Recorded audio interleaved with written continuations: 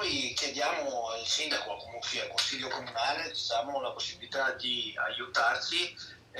non facendoci pagare per il 2020 le imposte comunali, tipo la Tari soprattutto, che per le tariffe che ha il nostro comune è un'imposta molto pesante.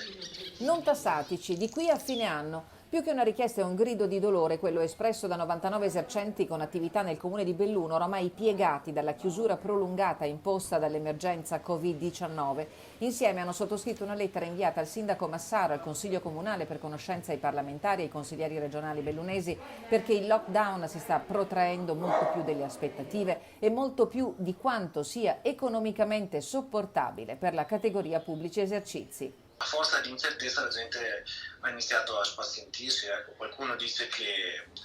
i più pessimisti dice che non riapre, qualcuno dice che non ce la farà, qualcuno vuole fare scioperi, manifestazioni, cose che noi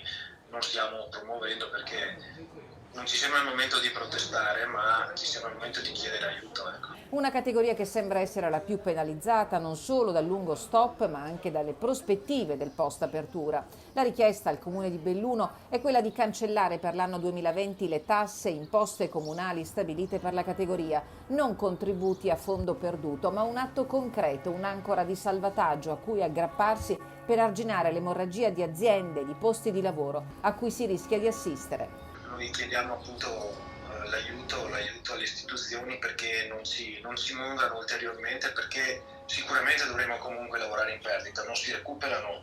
3 mesi di un anno lavorativo non fatti e non si recupererà questo periodo a venire dove mancano tutto l'indotto dell'industria, i clienti delle rappresentanze, i clienti delle fabbriche e non verranno per tutto il 2020.